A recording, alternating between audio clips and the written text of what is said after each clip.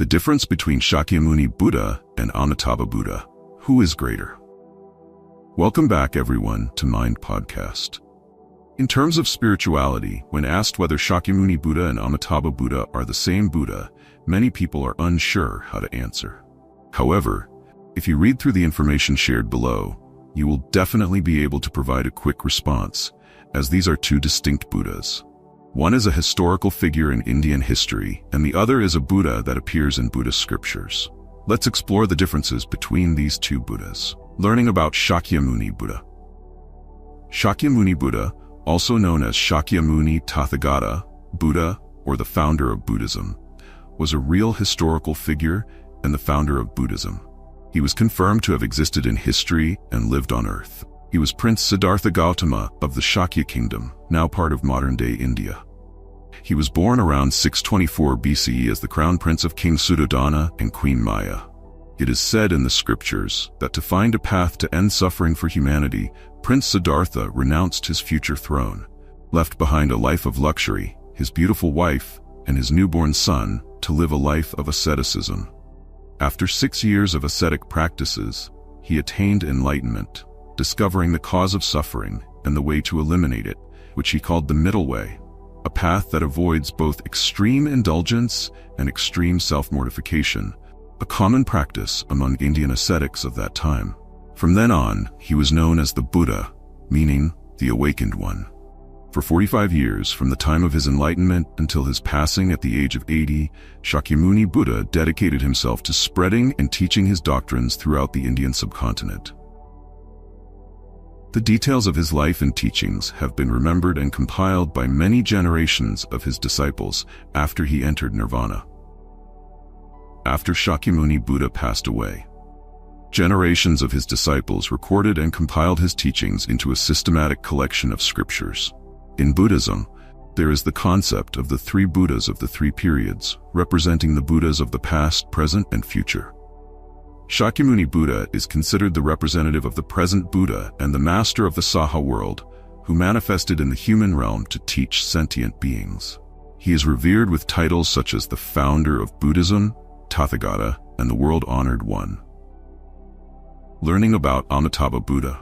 Unlike Shakyamuni Buddha, Amitabha Buddha is the most venerated Buddha in Mahayana Buddhism. The name Amitabha means infinite life, symbolizing boundless lifespan, and infinite light, symbolizing boundless light. Amitabha Buddha is the master of the blissful Pure Land in the western direction. During the life and teachings of Shakyamuni Buddha, he introduced his followers to Amitabha Buddha and his Pure Land, where he teaches and transforms sentient beings. According to historical records, Shakyamuni Buddha, after attaining enlightenment, possessed extraordinary abilities that allowed him to use wisdom and supernatural powers to accurately perceive the workings of all phenomena and human activities in the universe. Through this capability, he clearly saw the process of Amitabha Buddha's cultivation over many lifetimes and the environment and lifestyle of sentient beings in the Western Pure Land, where Amitabha Buddha is the master. Shakyamuni Buddha taught that if one wishes to be reborn in the Western Pure Land after death, one should live a virtuous life and diligently chant the holy name, Namo Amitabha Buddha. Then, upon death, one will be reborn in the Western Pure Land, where they will continue to cultivate alongside others under the guidance of Amitabha Buddha until achieving enlightenment and liberation. How to easily distinguish Shakyamuni Buddha and Amitabha Buddha. After understanding the differences above, you can identify Shakyamuni Buddha and Amitabha Buddha through their distinctive features, hand gestures, and the accompanying figures depicted with each of them as follows. Distinctive features.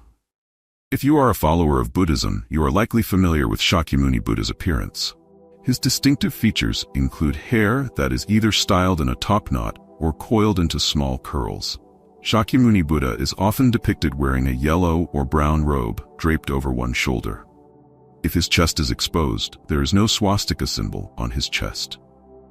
He is commonly shown seated on a lotus throne with a cranial protuberance on his head and his eyes partially open, gazing slightly downward. On the other hand, Amitabha Buddha is often depicted with spiral hair curls on his head, eyes looking down, and a compassionate smile that conveys his vow to save all beings. He wears a red robe, symbolizing the color of the setting sun in the west. The robe may also be draped over his shoulder. Unlike Shakyamuni Buddha, Amitabha Buddha often has a swastika symbol on his chest. Hand gestures. The easiest way to distinguish Shakyamuni Buddha and Amitabha Buddha is through their hand gestures, mudras. Shakyamuni Buddha's hands are usually positioned in various meditation gestures such as the Dhyana Mudra, meditation mudra, the Dharmachakra Mudra, teaching mudra, or the Vajra Mudra, diamond mudra. Additionally, he may hold a black or blue bowl, symbolizing his role as a teacher. Amitabha Buddha, on the other hand, is often depicted standing, with his right hand raised to shoulder height, palm facing outward, and fingers pointing upwards. His left hand is at the level of his stomach, palm facing outward, and fingers pointing downwards, with the thumb and index fingers touching to form a circle. Alternatively, Amitabha Buddha can also be depicted sitting on a lotus throne with his hands in a meditation gesture, his right palm resting atop his left palm, and his thumbs touching to form a circle, or with his right hand raised and fingers pointing upwards in the teaching gesture, while his left hand remains in the meditation gesture. Accompanying figures. Shakyamuni Buddha is often depicted with two main bodhisattvas, Manjushri, who stands or sits on a blue lion to his right, and Samantabhadra, who stands or sits on a white elephant to his left. Amitabha Buddha is typically shown with two accompanying bodhisattvas, Avalokiteshvara Guanyin standing on his left, holding a willow branch and a vase containing pure water, and Mahastamaprapta standing on his right, holding a blue lotus flower. Who came first, Shakyamuni Buddha or Amitabha Buddha? There are many questions regarding Shakyamuni Buddha and Amitabha Buddha. However, since it is now clear that they are two different Buddhas, the question of who came first remains a topic of interest for many. To clarify, according to folk traditions, Amitabha Buddha appeared before Shakyamuni Buddha. Based on folk traditions, it is believed that Amitabha Buddha appeared before Shakyamuni Buddha. Amitabha Buddha is one of the most revered Buddhas in Mahayana Buddhism. When Shakyamuni Buddha attained enlightenment, he possessed the extraordinary ability to use his wisdom and supernatural powers to perceive the workings of all phenomena and human activities in the universe with great accuracy. With this ability, he was able to clearly observe the process of Amitabha Buddha's cultivation over many lifetimes, as well as the living environment and daily lives of sentient beings in the Western Pure Land. Therefore, it is evident that Amitabha Buddha had existed long before Shakyamuni Buddha appeared. When Shakyamuni Buddha appeared in the world, he introduced Amitabha Buddha to his followers. Additionally, according to Chinese tradition, the three-period Buddhas are commonly depicted with Amitabha Buddha representing the Buddha of the past, Shakyamuni Buddha representing the Buddha of the present, and Maitreya Buddha representing the Buddha of the future, indicating who appeared before whom. Who is greater, Shakyamuni Buddha or Amitabha Buddha? In Buddhism, many disciples often wonder who is greater, Shakyamuni Buddha or Amitabha Buddha. There are differing opinions on this topic. Some believe that Shakyamuni Buddha is greater because he is the founder of Buddhism. Others argue that Amitabha Buddha is supreme, as he is described as the foremost of the Buddhas of the three periods and his boundless virtues are immeasurable. To address this question, it is often said that there is no single greatest Buddha in Buddhism. Each Buddha has their own unique connection and karmic relationship with sentient beings. Those who believe in Buddhism, do good deeds, and diligently practice according to Buddhist teachings will attain enlightenment and be liberated from the suffering of the Saha world. They will then be able to enter the Western Pure Land and live joyfully in a state of purity and tranquility. The type of person all demons fear. Explanation of the world of demons and spirits. Welcome back everyone to Mind Podcast. People with a kind and virtuous heart are always avoided by demons, who dare not come near. If a practitioner still encounters demons, it means that their cultivation practice is too weak. Demons may oppress and mock you. Why is this? Because your cultivation practice is false and insincere, only for appearance's sake, not genuine spiritual practice. Everywhere humans reside, whether inhabited or uninhabited, there are demons present. Their numbers exceed the population of humans. Humans and demons coexist in the same space. This is a fact. However, although they share the same space, they exist in different dimensions, so they can coexist without interference. A person's house could overlap with a demon's dwelling, yet neither obstructs the other. The walls of a human house do not hinder demons. They can pass through them, but they cannot pass through the walls of their own homes. Similarly, we can pass through a demon's wall without obstruction. There are many demons, as well as spirit gods, who pass through people's houses in cities, towns, and villages every day. Because the positive energy yang during the day is too strong, demons avoid appearing. Since all demons fear sunlight, they only emerge at night, usually around dusk when the sun sets. However, there are not many demons then. When are they most abundant? Generally, around 11 p.m. to midnight, there are many demons and spirits on the streets. It's very lively. Just as humans have shops and streets, so do demons have their shops and streets. In truth, people often see demons but are unaware of it. If we reflect calmly, we have probably encountered demons before. Sometimes when we are at home or in a room and suddenly feel uncomfortable, chilly, and our hair stands on end, what is happening? That is an encounter with a demon, as their energy waves affect us. Science refers to this energy as a magnetic field. When our magnetic field interacts with theirs, if our magnetic field is strong, they won't be able to disturb us. However, if our magnetic field is weak, we will be disturbed. When disturbed, you will feel uncomfortable. They can disturb us, but we can also disturb them. When our magnetic field is too strong, they will have to stay away from us and dare not come near. Why is that? Because being near us makes them feel uncomfortable too. That is why scriptures often say that when a practitioner's efforts become truly effective, within a radius of 40 miles, evil spirits and malevolent entities will avoid them. Why? Because the magnetic field of that person is too strong, and when the demons enter it, they feel discomfort. Power of the magnetic field can extend up to 40 miles, but they must retreat beyond this range. If a practitioner still encounters demons, it means their spiritual cultivation is too weak. Demons may oppress and mock them. Why? Because their spiritual practice is superficial, not genuine. It is only for outward appearance. Inside, their mind is still filled with greed, anger, ignorance, and arrogance, so even demons look down on them. In such a case, rather than people fearing demons, demons fear people more. Haven't we often heard that people fear demons by 3 parts, but demons fear people by 7 parts? Yet, many people are still afraid of demons, which is quite strange. It should be the other way around. Demons should fear people. Why would people fear demons? You must know that if your heart is righteous, demons will avoid you by 3 parts. Demons respect good people. When your heart is pure, upright, compassionate, and calm, demons and spirits will revere you. How could they dare to harm you? Among the demon and spirit realms, there are many different kinds of demons. Benevolent spirits that support you are considered good demons, working to help others. Harmful spirits that seek to disrupt and harm people are evil demons. The question of whether demons and spirits help or harm people depends not on them, but on us. If we maintain a good heart and always do good deeds for the benefit of society and the public, benevolent demons and spirits will certainly support and protect us. If our hearts harbor evil intentions and we do things that cause harm to society, focusing only on our own interests, then demons and spirits will harm us. Therefore, whether we benefit or suffer harm does not depend on others but on ourselves. There is a type of person that demons dare not disturb.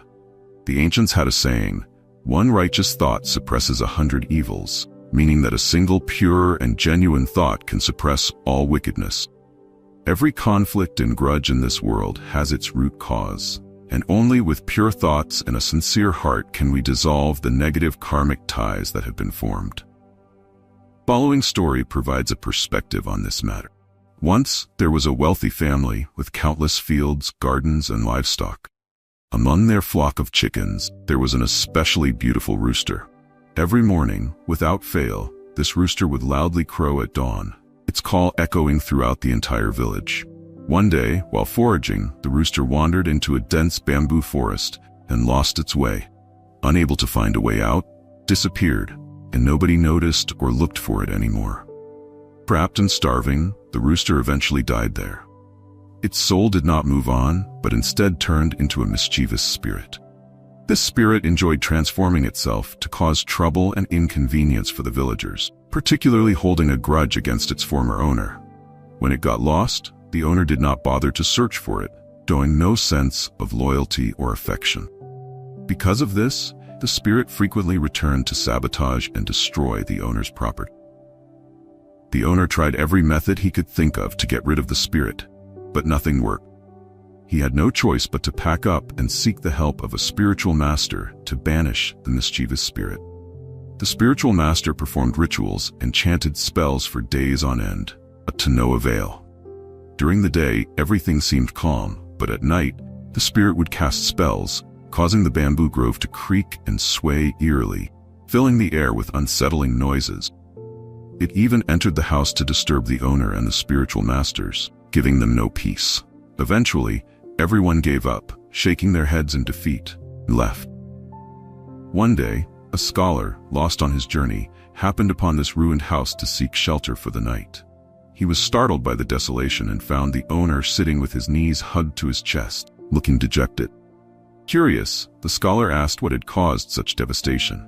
The owner, deeply sorrowful, recounted the entire story and tearfully confessed, "Because of this evil spirit, my entire livelihood has nearly been destroyed." The scholar consoled him, saying that he would try his best to use whatever modest talents and strength he had to help. He advised the owner to tidy up the house and move whatever remaining valuables he had to a safer place. In the coming days, the scholar promised he wouldn't step out of the house. From that day forward, the scholar devoted himself day and night to studying, never leaving the house. The first 2 days, there was no sign of the demon, but on the third night, the spirit finally appeared. It stood outside the door, banging and screaming with a terrifying sound. However, the scholar remained completely calm, as if nothing unusual was happening. Angered by this, the demon barged into the house and blew out the lamp. The scholar, still unperturbed, relit the lamp and continued reading. The demon then transformed into a monstrous figure to frighten him, using all kinds of tricks. The scholar paid it no attention. Instead, he laughed heartily as he read his book. Completely unfazed, frustrated, the demon transformed into a giant snake and coiled itself on the bed, raising its head in a threatening posture. Yet the scholar pretended not to notice, standing up and leisurely walking around the room, his eyes never leaving the pages of his book. Seeing that none of its tactics worked, the demon turned into a beautiful woman, attempting to seduce the scholar by clinging to him. At that moment, the scholar suddenly turned, grabbed the demon's hand, and said, "A righteous person has no fear of evil spirits. Reveal your true form, or I will burn you to ashes." In an instant, the demon returned to its true form. The scholar calmly said, "If you have any grievances, speak them out. Why cause all this trouble and chaos? If you continue like this, you will eventually face destruction." The demon then revealed its deep resentment. It had once been a rooster, loyal to the household, enduring the elements for years. When it became lost, it had hoped the owner would come to its rescue, but even at its death, no one came to care for it. Fueled by this bitterness, it became a vengeful spirit, returning to the house to cause havoc and destruction. If the scholar could help the spirit find peace, it would certainly stop causing trouble. After saying this, the spirit led the scholar to the bamboo grove and showed him the spot where it had been trapped years ago. Before the scholar could say anything, a cold gust of wind blew through, making the dense, thorny bamboo rustle as its leaves fell. The spirit vanished. The scholar recounted everything to the owner. The next day, the owner ordered the bamboo grove to be cleared, and there they found the intact body of a rooster. The villagers, upon hearing the news, flocked to see for themselves. Many people were astonished, commenting that even animals have feelings, just like humans, and that we should not treat them with cruelty or neglect. The scholar advised them to cremate the rooster, allowing it to find peace and be reborn into a better life. The villagers marveled at the scholar's wisdom, saying that he had resolved the karmic bond between the owner and the spirit just by reading virtuous books.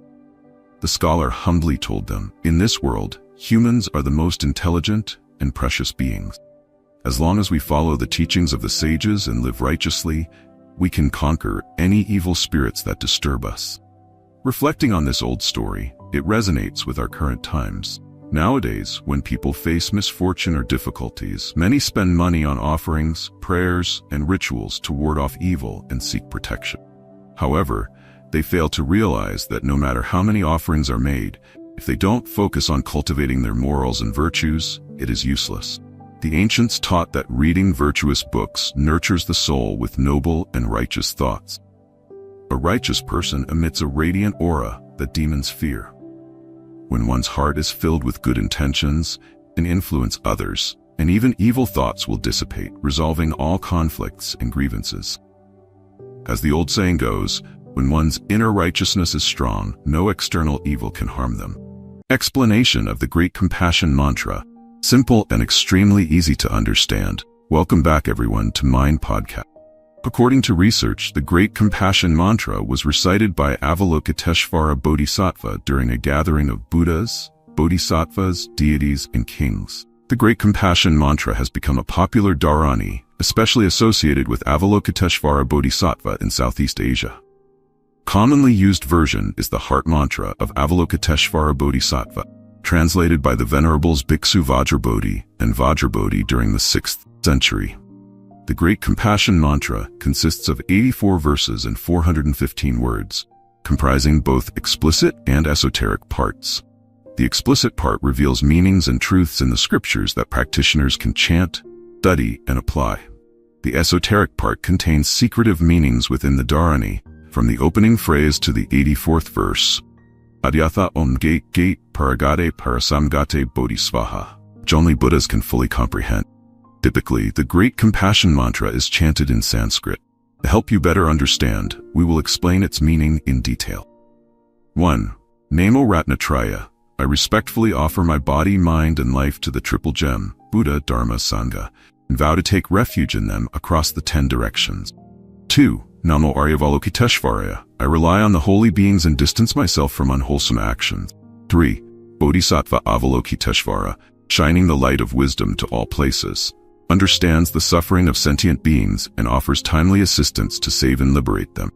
4. Bodhisattva Mahasattva, accompanied by heavenly warriors, arrives to save sentient beings from suffering and guide them to enlightenment and liberation. 5. I bow in reverence to all bodhisattvas who have self-awakened, self-liberated, and help us follow the path of liberation. 6. With utmost sincerity, I recite the Great Compassion Mantra with reverence. 7. The mantra has compiled 10 powerful practices to subdue all types of demons and deities, enabling the Great Compassion Mantra to manifest its strength and educate all beings. 8. Tadyath Om Gate Gate Paragate Parasamgate Bodhisvaha. Chanting this mantra will invoke the 4 heavenly kings to protect and safeguard the Dharma. 9. Sodapnasya. Invoking the Triple Gem, gathering deities and demons for admonishment with the righteous Dharma. 10. Namo Bhagavate Vairocana. I respectfully bow to the selfless holy beings. 11. Bodhisattva Avalokiteshvara manifests and awakens compassion. 12. Namo Narakantaka. I sincerely bow in reverence to the bodhisattvas who offer compassionate protection and love. 13. Mahaprajaya. The light of compassion shines everywhere, strong, lasting, and capable of transforming sentient beings. 14. Tadyatha Om Gate Paragate Parasamgat Bodhisvaha. With equality and tranquility, seeing all sentient beings as equal and treating each other with harmony and love. 15. Namo Amoghasiddhi. There is no practice comparable to this, praising the enlightening spirit of the Great Compassion Mantra. 16. Tadyatha Om Gate Gate Paragat Parasamgate Bodhisvaha. The Bodhisattvas and Tathagatas who are great in body and mind. 17. Namo Bhagavate.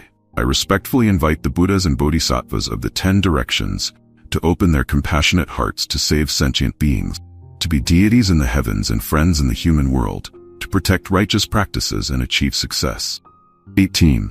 Mahaprajaya. I request that you open the eye of wisdom so that demons and deities must revere and avoid bad karma.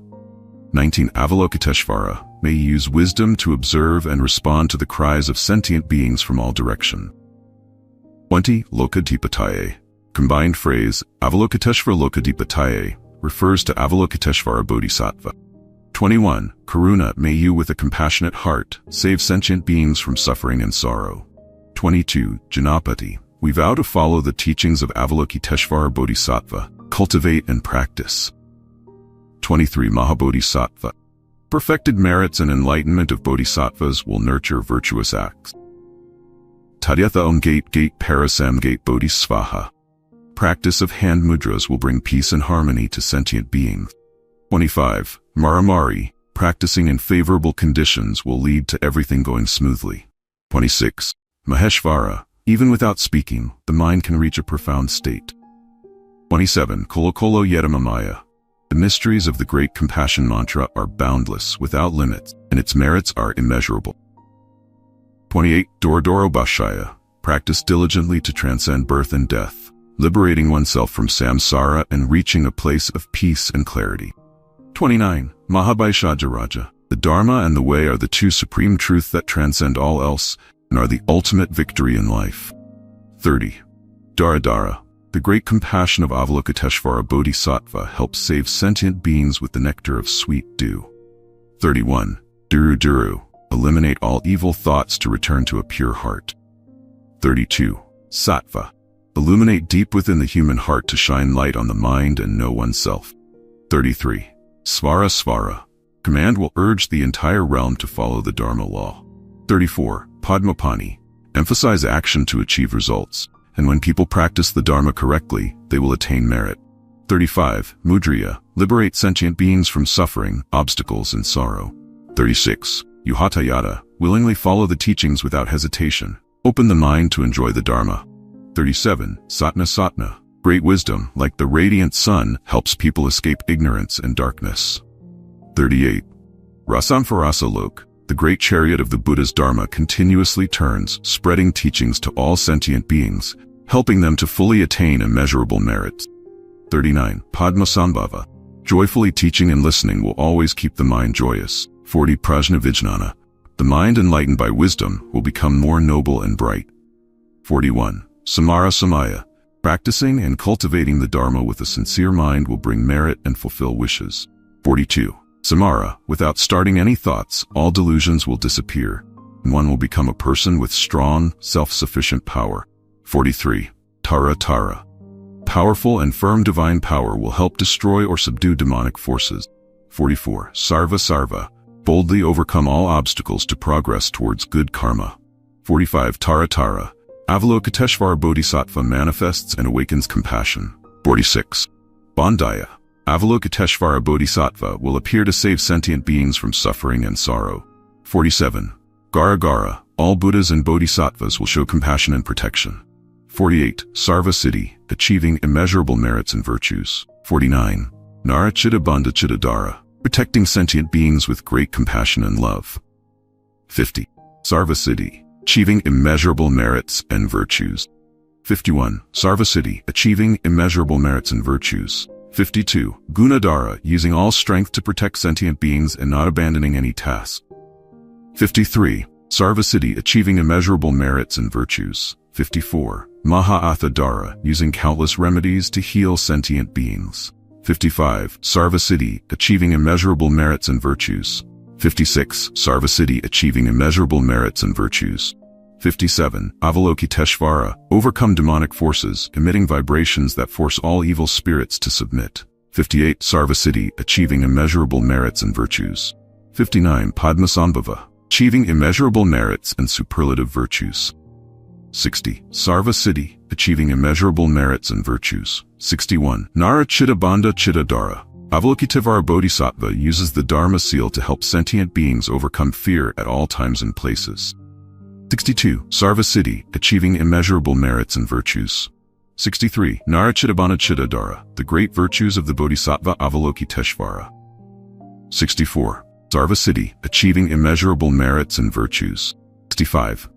Namo Ratnatrayaya, I respectfully bow to the triple gem and vow to offer my body and life to the Buddha. 66. Namo Amitabha, I vow to take refuge in all the holy being. 67. Avalokiteshvara, enlightenment is awakening. 68. Tathagatha, this combined with the above phrase creates the name Avalokiteshvara Bodhisattva. 69. Sarvasiddhi, achieving immeasurable merits and virtues. 70 Padmapani. The practitioner will enjoy peace and tranquility along with perfect merits. 71. Namo Ratnatraya. Chanting will prevent 15 types of premature death and protect against 15 types of harm. 72. The mantra explains the benefits of chanting the Great Compassion Mantra, such as helping people eliminate obstacles and bad karma, gaining blessings, and being reborn in the Pure Land after death. However, these benefits will only be realized when one sincerely practices, always directs their mind towards the Buddha, and avoids evil. Additionally, chanting the Great Compassion Mantra will help calm the mind and eliminate worries. When the mind is peaceful, a harmonious world will arise within, just like how the clouds clear, revealing the moonlight. Important notes when chanting the Great Compassion Mantra. The chapter on forms and appearances highlights 10 essential qualities of the Great Compassion Mantra. The most important one is great compassion, meaning that each time one chants this mantra, the practitioner must start by directing their mind to cultivate compassion for all sentient beings. Some ideal practices for realizing the benefits of the mantra include maintaining moral conduct, especially avoiding killing, theft, sexual misconduct, and false speech, abstaining from alcohol, meat, and pungent foods like onions, garlic, and shallots, and opting for a vegetarian diet, keeping the body clean, regularly bathing, and changing clothes. One should not chant with an unclean body, and one should brush their teeth and rinse their mouth thoroughly. Go to the restroom and wash your hands before chanting. During the chanting process, one must be sincere and not seek unwholesome things. Chant clearly, without shouting or mumbling, and use a steady, firm, and continuous tone, drawing breath from the abdomen.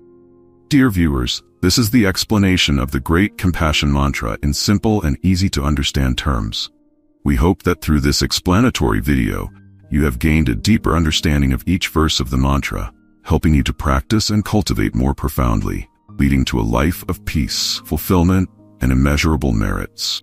In the process of making this video, the editing team and the narrator may have made some mistakes, and we sincerely hope you will contribute feedback and be forgiving. We wish you and your family peace and happiness. How many lifetimes did the Buddha reincarnate before attaining enlightenment? Welcome back, everyone, to Mind Podcast. Like all sentient beings, the Buddha went through countless lifetimes in the cycle of reincarnation, only breaking free upon attaining enlightenment. According to Buddhist teachings, all beings are submerged in the endless ocean of samsara, without a beginning or end, driven by the karma they have created. No one knows where they came from, who they were in past lives, or where they will go and be reborn in future life. Only those who have achieved the state of an arahant, an enlightened one, can escape the cycle of birth and death and gain insight into their past lives as well as those of others. But what about Shakyamuni Buddha? The scriptures recount that once, while residing in Savatthi, many monks sat by his side and asked, "Venerable Sir, how many lifetimes have you gone through?" The Buddha did not provide a specific number, but instead stated that the lifetimes one experiences are countless and beyond enumeration. There are many lifetimes, monks that have passed and been surpassed. It is not easy to count them all, whether a few lifetimes, 100 lifetimes, 1,000 lifetimes, or hundreds of thousands of lifetimes, said the Buddha. The monks then asked, "Venerable Sir, can you give us an example?" Buddha replied, "Imagine here 4 disciples, each living for 100 years, remembering hundreds of thousands of lifetimes every day. Such is the number of lifetimes that have passed and been surpassed, not easy to count. Whether a few lifetimes, 100 lifetimes, 1,000 lifetimes, or hundreds of thousands of lifetimes." The Buddha reiterated to emphasize, the number of lifetimes that one has gone through is so vast that it should be enough to make you weary, enough to make you renounce, enough to make you seek liberation from all conditioned things. Reincarnation is like a wheel that never stops turning. At the end of one life, beings are reborn into another, driven by their karma, into one of the 6 realms: the heavenly realm, human realm, the realm of the asuras, animal realm of hungry ghosts, and the hell realm. According to Buddhism, as long as one clings to desire, one will continue to be engulfed in the cycle of samsara and cannot attain liberation. Except for the holy monks who have achieved enlightenment, most people cannot completely eradicate desire. They can only reduce greed, anger, and ignorance to lead better lives and achieve peace of mind. While this may not free them from samsara, it will lead to rebirth in a better realm, receiving the fruits of good karma in life, and their presence will also contribute to creating good karma for those around them. Regarding the Buddha's past lives, many of his teachings reveal that he was once a tree and even took on animal form. However, regardless of the form, he always lived with compassion and selflessness. In his human lifetimes, he bore the heart of a bodhisattva, making great vows to find a path to relieve suffering and guide others. Bodhisattvas in their final lifetimes before attaining Buddhahood are born into the human realm. The final life of the Buddha was as Prince Siddhartha of the Shakya kingdom. The Buddha once declared, "I am a Buddha who has already attained enlightenment. Sentient beings are Buddhas who will attain enlightenment." His words were not empty, but affirmed the truth that in countless past lifetimes, he too was once a sentient being, undergoing countless lifetimes of cultivation until his final life when he attained Buddhahood. Below are some of the Buddha's past lifetimes. The youth Shakyamuni and the prophecy from Dipankara Buddha. During the time of Dipankara Buddha, there was a prince named Vishvabhana, son of King Shuddhodana, who was a former incarnation of Shakyamuni Buddha. Prince renounced the world and became a monk, taking the monastic name Shakyamuni. However, at that time, Shakyamuni had not yet fully committed to the monastic life. One day, Shakyamuni heard that Dipankara Buddha was traveling and teaching, so he decided to offer gold to Buddha. On the way, the young man encountered a village girl carrying 7 lotus flowers, also on her way to offer them to Dipankara Buddha. Shakyamuni asked to buy the flowers to offer them himself. The village girl, moved by Shakyamuni's sincerity, did not sell but shared the flowers with him, and together they went to offer the flowers to Dipankara Buddha. The girl made a vow that they would become husband and wife in future lifetimes, and that she would support his quest for liberation until his final life. The young man Shakyamuni later became Prince Siddhartha, and the village girl became Princess Yasodhara. When Shakyamuni attended a Dharma assembly and saw the figure of Dipankara Buddha, he was deeply moved and made a great vow. "I vow to follow you, cultivate diligently, and attain the wisdom of perfect enlightenment like you." After making this sincere vow, Shakyamuni threw 5 of his lotus flowers and 2 of the girl's flowers into the sky as an offering to the Buddha. Miraculously, the 5 lotus flowers formed a large lotus seat, and the 2 flowers of the girl merged into a beautiful lotus, flew to Dipankara Buddha. The Buddha said that the connection of these 2 lotus flowers symbolized the great vows of these 2 individuals. In another instance, Shakyamuni heard that Dipankara Buddha was traveling on a certain road. Despite a lack of time, he tried to clear the path, but couldn't completely finish it, leaving a small section muddy. He decided to cover it with his own robe, lying down to make the way smooth for the Buddha. The story goes that Shakyamuni was once reborn as the Bodhisattva Vishvabhana, a celestial being in the Tushita heaven. After many lifetimes of practice, he was reborn as Prince Vishvabhana, who later became a monk, attained perfect practice, and then was reborn in the Tushita heaven as the Bodhisattva Vishvabhana. When the Bodhisattva was about to end his life in the human realm and be reborn in the Tushita heaven, a celestial being announced this joyful news to all the heaven. In the Lalita Vistara Sutra, the Buddha taught that due to the powerful merits and virtues of the Bodhisattva Vishvabhana, when he was reborn in the Tushita heaven, the heavens displayed infinite beauty, with radiant palaces appearing. Although the celestial world is filled with pleasures, the Bodhisattva's mind was not tempted by them, remaining pure and unwavering in his vow to guide sentient beings. As the Bodhisattva's lifespan in the Tushita heaven was nearing its end, celestial beings were saddened and cried, as during his stay, he had taught and guided them, bringing immense joy. One day on Vulture Peak in the city of Rajagriha, Buddha told his disciples the story of the Phoenix King. He narrated the story slowly. In a distant past, there was a Phoenix King who lived happily with 500 beautiful wives. He thought that his life of luxury and comfort would last forever. But one day, while flying over a vast forest, he saw a magnificent blue-feathered phoenix, graceful and gentle, a melodious voice.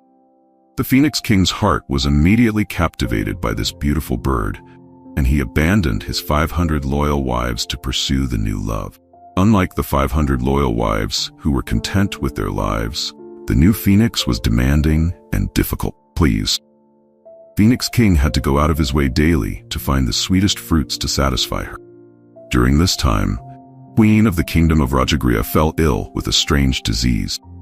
Despite summoning all the best physicians, Queen's condition did not improve. One night, Queen had a dream in which she was told that only the flesh of the Phoenix King could cure her illness. Upon waking, she told the king about her dream. King immediately issued a decree, promising a great reward to anyone who could capture the Phoenix King. Phoenix King, being a mystical creature, was not easily found.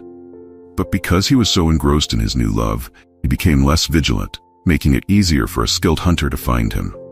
The hunter devised a clever plan, smearing honey on himself and attaching sweet fruits all over his body, then sitting motionless on a tree branch to lure the Phoenix King. One early morning, as the Phoenix King was out searching for fruits, he smelled a sweet fragrance in the air. Following the scent, he saw the hunter disguised as a tree laden with fruits. Phoenix King, eager to bring the sweet fruits to his new love, landed on the hunter's shoulder and was immediately caught.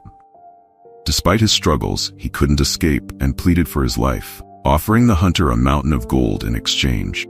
However, the hunter, eager to win the king's reward and marry the princess, refused and brought the Phoenix King to the palace. When the Phoenix King was presented to the king, he pleaded, "If it is to save the queen's life, I am willing to sacrifice myself without regret. But I possess a magical power that can cure the queen without the need for my death. If you trust me, bring me a basin of water, and I will recite a spell over it. Queen only needs to drink and bathe in this water, and her illness will vanish. If I fail, I am willing to forfeit my life." King agreed and provided the water, and as promised, Queen was cured after drinking and bathing in it. The king, pleased with the Phoenix King's miraculous power, wanted to keep him in the palace. Remembering his promise, the king allowed the Phoenix King to return to the forest. Before leaving, the Phoenix King offered to bless a lotus pond in the kingdom so that anyone who drank its water would be cured of any illness. As the Phoenix King flew back to the forest, called out to the king from atop the palace, "In this world, there are 3 fools. The first is me, the second is the hunter, and the third is you, your majesty." Seeing the confused expressions on the faces of the king and his court, the Phoenix King explained, "It is said that beauty is not a sword, but it can still kill. I was the king of all birds, free to roam the sky and enjoy the mountains and rivers, but because I was infatuated with beauty, I abandoned my 500 loyal wives, cared for me day and night, only to end up in the hands of a hunter. I offered him a mountain of gold to spare my life, but he refused, hoping to marry the princess, which is just as fleeting as a morning dew. And you, your majesty, were ready to sacrifice the life of a Phoenix King to save your wife, not realizing the grave karma that would result. If I hadn't possessed the magical power to cure her, I would have lost my life, and you would have incurred endless karma. Isn't that foolish?" With these words, the Phoenix King soared into the sky. The Buddha then told his disciples that the hunter in the story was the former life of Devadatta, his cousin in this life. Queen, who demanded to eat the Phoenix King, was the former life of Devadatta's wife. The king was the former life of Sariputta, who in this life became one of the Buddha's foremost disciples. And the Phoenix King was the former life Buddha himself. The Buddha concluded, "See, because of attachment to desire, I had to endure the life of a phoenix. If not for my determination to practice the Bodhi path, cultivate the Dharma, and vow to save all beings, there would be no Tathagata today. Therefore, one will remain trapped in the cycle of samsara as long as they cling to the 6 realms of existence. Only the Buddha Dharma is the true path for a being to attain liberation and transcendence." Why did I become a Buddhist monk? When a Westerner becomes a Buddhist, they will surely be asked hundreds of times why they decided to follow Buddhism, and thousands of times if they choose to become a Buddhist monk. So this is a fascinating topic for today's lecture, and I will try to briefly outline the reasons why I took refuge in the Buddha and then became a bhikkhu. Most people outside the Western world think that Asia and America are lands of Christianity.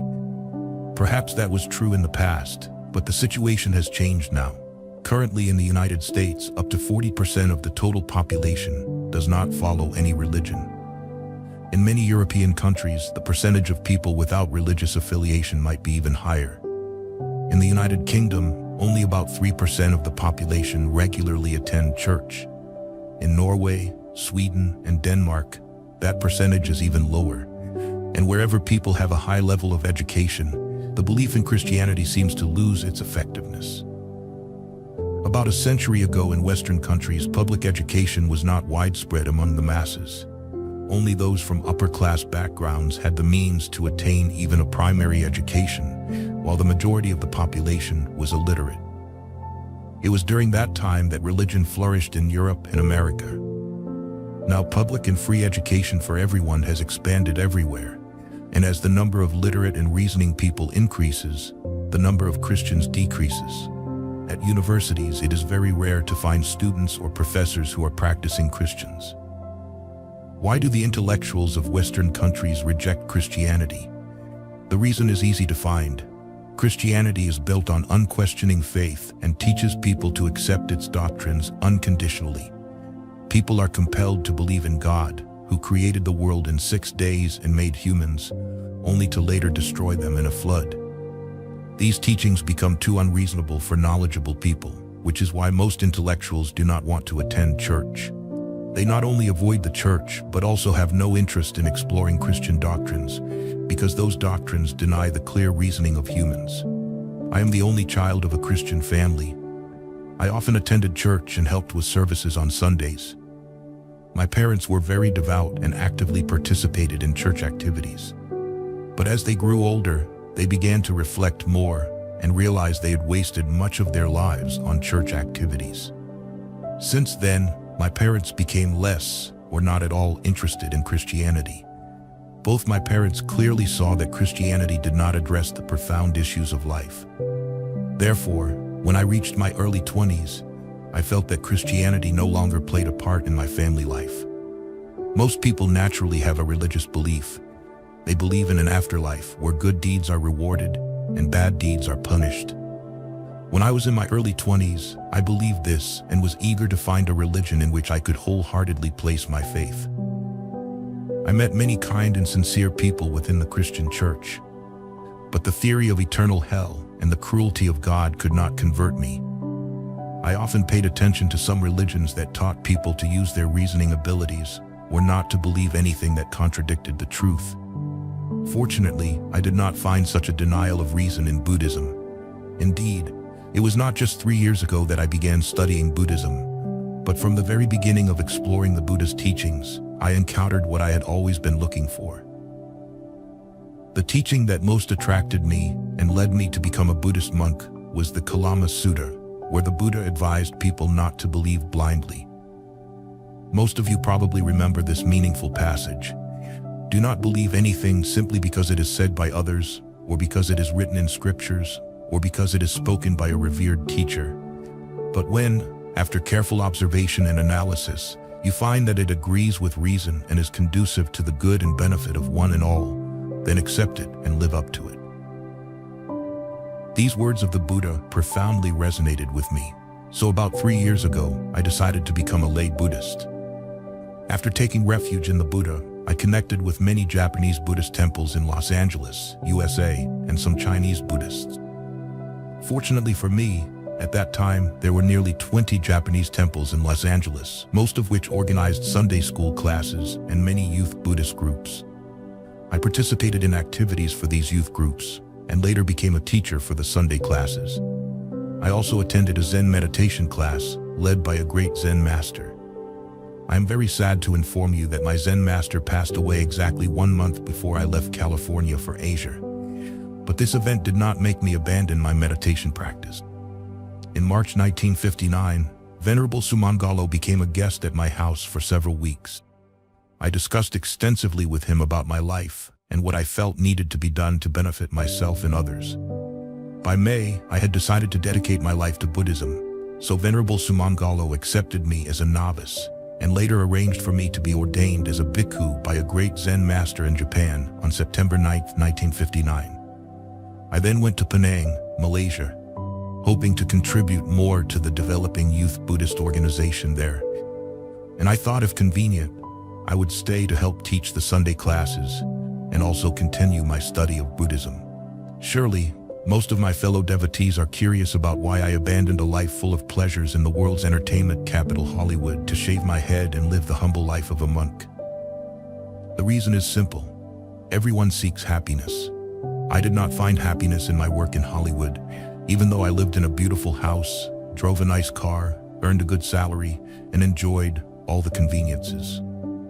But I realized that the temporary pleasures in Hollywood did not bring me true happiness. I was not fond of those fleeting pleasures. I thought I had higher aspirations than the ordinary life I had been living. I felt I needed to do something meaningful and beneficial, something that could bring happiness to others. Thus, I decided to become a monk, paying particular attention to youth activities and teaching Sunday school classes. As I mentioned earlier, I had been actively involved with Japanese and American Buddhist youth in the United States. Now, I am happy to serve the Chinese Buddhist community. 70 years ago, Japan recognized that Buddhism would perish if Sunday school classes and youth Buddhist groups were not established. So they made significant efforts to organize these, and the results have been very encouraging. Currently, Christianity struggles to attract young Japanese Buddhists in the United States. In San Francisco, where Chinese Buddhist temples have organized youth Buddhist groups and Sunday school classes, the majority of young people are drawn to Buddhism. Around the world, we hear believers complaining that people today are not very interested in religion. This observation is only partially true. In reality, people always think about religion, but they are often dissatisfied with religious teachings. Most intellectuals do not accept any religion that contains doctrines contrary to science. This anti-scientific nature is a characteristic of Christian doctrine. The stories about the creation of the world and humanity in Christianity have become mythological and hard to believe for knowledgeable people. Anyone who reads the Bible and believes its teachings must lack reason. The book titled The Word of God is full of contradictory and mythological ideas, many of which we know to be false and against scientific theories, making it difficult for people today to have faith. In most Western universities, Christian counselors work to keep students loyal to Christianity. This work is challenging because very few students are interested in a religion built entirely on blind faith. They prefer teachings that genuinely respect human reason and do not instill mythological and superstitious beliefs in people.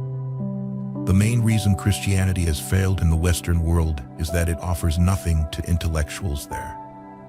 We see many Christian missionary groups operating vigorously in Asia and Africa because in Europe, America, and Australia, people are beginning to abandon Christianity.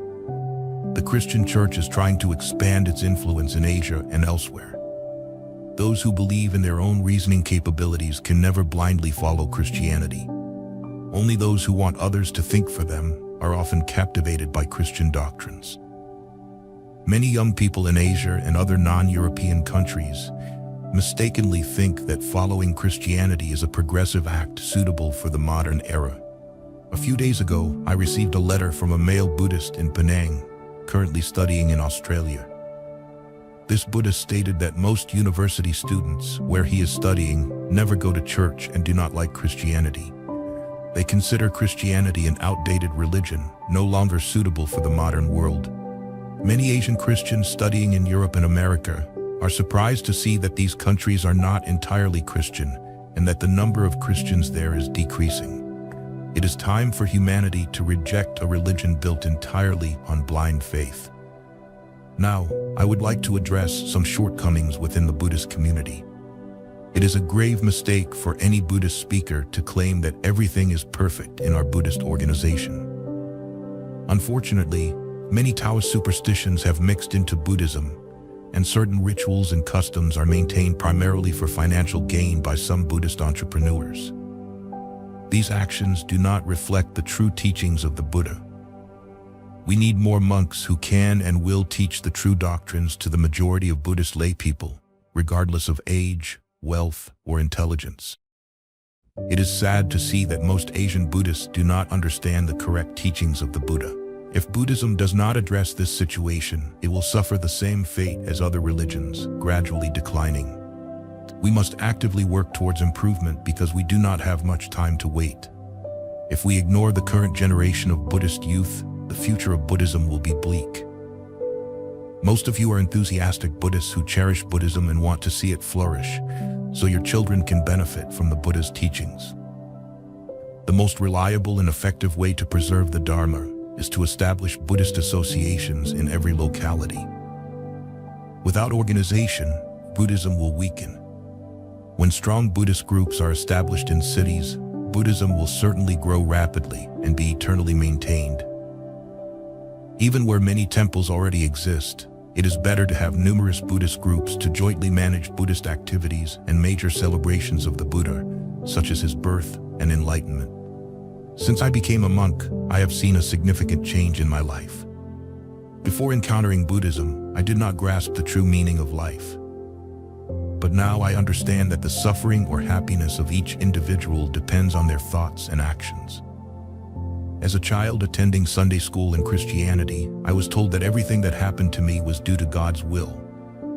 Now, understanding the law of karma, I realize that the universe inherently has a fair law of reward and punishment, independent of any deity's will. I can sincerely say that all my views on life have completely changed thanks to the insights I have gained from the Buddha's teachings. I earnestly hope that all of you will strive to deeply understand the Buddha's teachings and diligently apply them in your daily lives. Let us focus on studying Buddhism, a religion full of diligence and enlightenment. The Buddha advised us to thoroughly practice his teachings to realize that they are the truth and will bring happiness to those who live according to them. Hello everyone, welcome to Mind Podcast Buddhism, the best channel for sharing knowledge about Buddhism. Today we will talk about the topic, Venerable Men too has fulfilled his vows. We will explore the enduring essence of Buddhism over the past 2,568 years and how its spiritual mission transcends worldly measures of gain and loss. Let's delve into the profound journey and contributions of Venerable Men too, shedding light on the true essence and challenges of practicing Buddhism in the modern world. Venerable Men too has successfully fulfilled his ascetic practice. The existence and preservation of Buddhism over the past 2,568 years do not adhere to the worldly conventions of loss and gain because the essence of Buddhism's mission to relieve suffering cannot be measured by mundane units. How has Buddhism been lost? This is no longer a question, but rather a necessity for an answer. Buddhism is an ethereal symbol of a serene spiritual life. Therefore, the entanglement in a world that sees only materiality and form, bound by principles, means that even in grand monasteries with large statues, bustling with the fourfold assembly and lively ceremonies, the essence of Buddhism may be absent, like a turbulent sea where one cannot see the blue sky. Thus, what is gained in Buddhism may very well be lost in the worldly sense, and vice versa. After attaining enlightenment and returning to visit the royal palace and his father, the Buddha encountered his jealous and envious cousin. Seeing the Buddha walking barefoot, holding a begging bowl, and wearing a simple robe, Devadatta sneered and asked, "So, what did you gain after 6 years of asceticism?" "I lost more than I gained," the Buddha replied with a smile. "No wonder. That is a great failure," Devadatta exclaimed and laughed heartily. Unperturbed by the mockery, the Buddha gently explained, "I lost my desire for fame and fortune, my anger and hatred, my ignorance and attachment. I lost a lot but gained one thing, a mind and body at peace."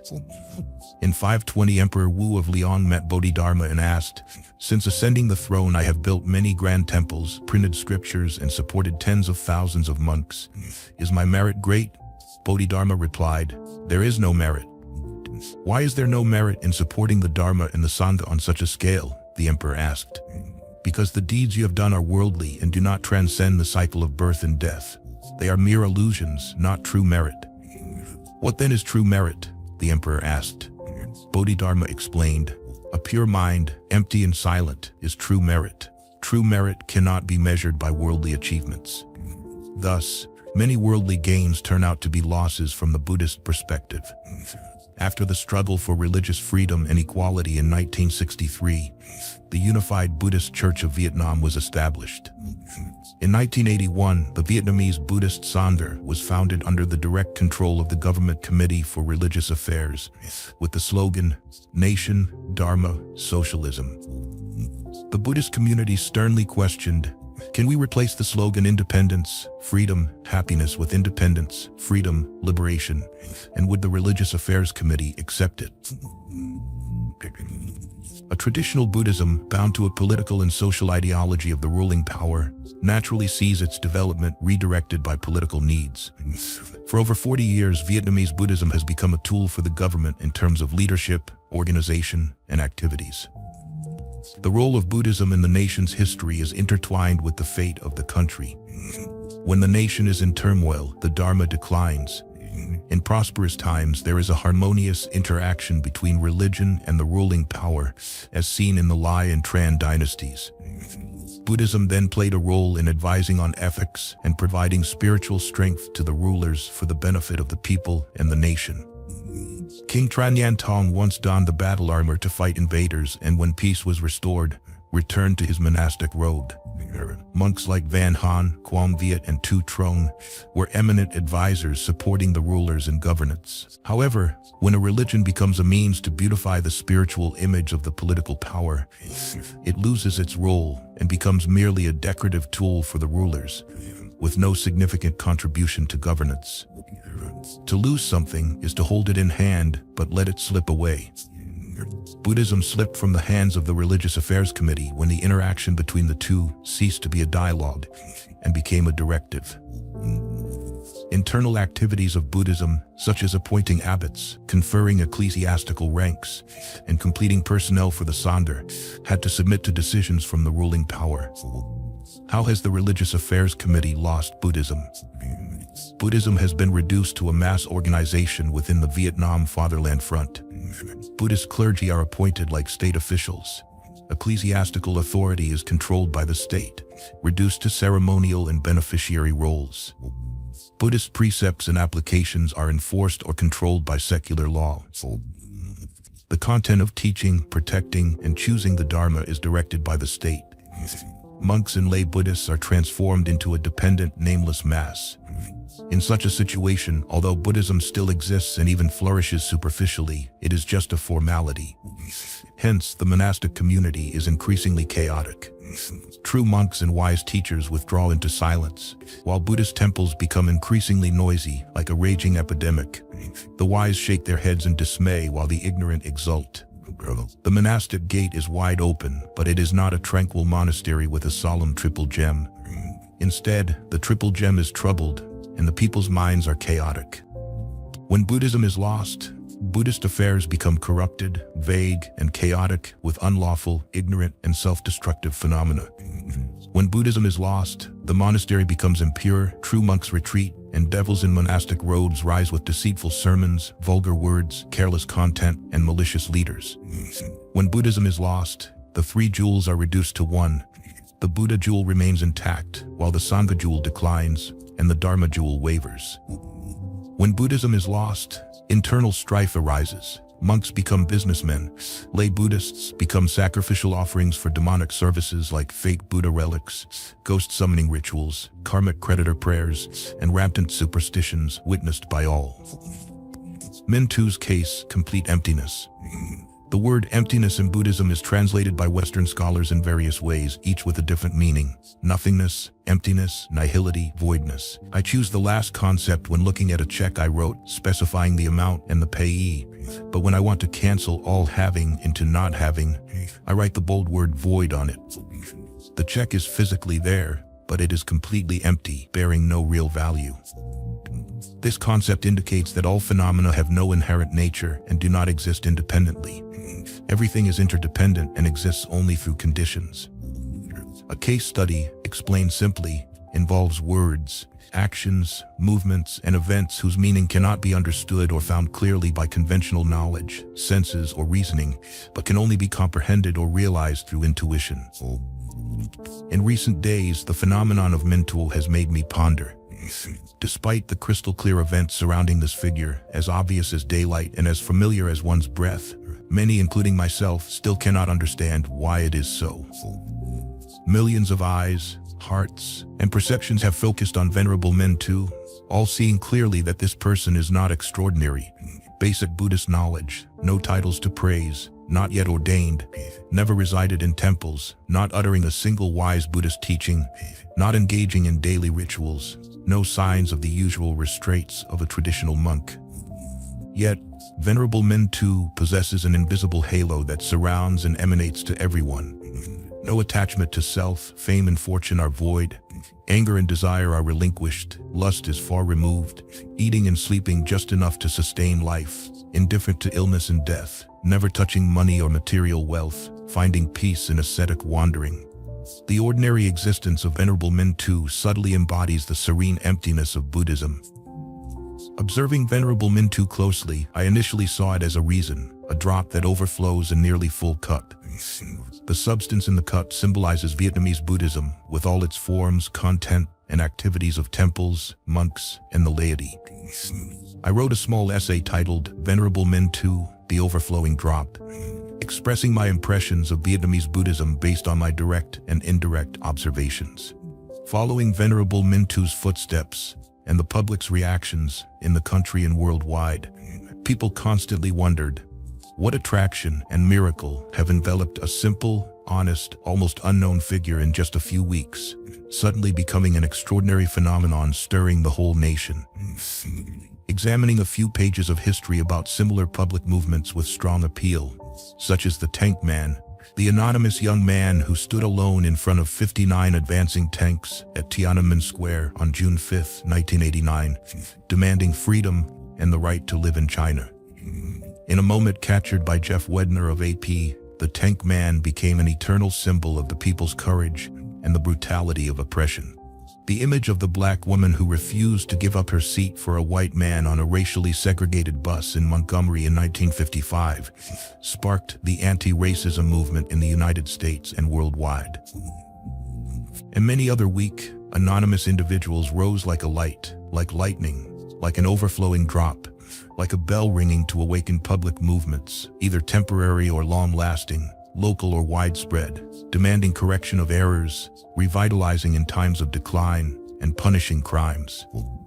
Those who inadvertently or intentionally act as starters, whether briefly or enduringly, creating positive effects or good influences on the public, will forever become symbols illuminating darkness with light. This morning, June 3, 2024, it was reported that Venerable Mintu has voluntarily ended his ascetic pilgrimage. It seems that everyone I have met or contacted through the media will not be surprised if any incident occurs to Venerable Mintu, even sudden death by any means.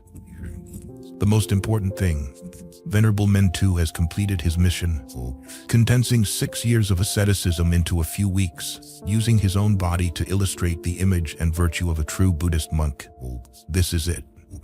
Buddhists and the public across the country and worldwide now have at least an idea of the supreme image and quality of a genuine Buddhist monk. Certainly not the farcical displays in this degenerate age, where monks, misters, and nuns, ladies, exploit a profoundly wonderful Buddhism into fundraising theaters or business environments, profiting from the gullibility of lay Buddhists. I hope and pray that we practice according to the middle path of Buddhism, neither excessive nor deficient. Those who are greedy, please curb your greed. Those who practice asceticism, please gradually ease your austerity. Thank you, Venerable Mintu, for bringing the pure practice of a Buddhist monk to help enlighten and remind those in the fourfold assembly of Buddhists who have intentionally or unintentionally strayed from the right path. May Venerable Mintu, in any circumstance, achieve complete enlightenment. Thank you for listening. If you found this video helpful, please share it with those who might benefit from it. Don't forget to leave your thoughts in the comment section below. Hit the like button, follow, and turn on the notification bell. This is how you can show your support for me. Once again, thank you very much, and see you in the next videos.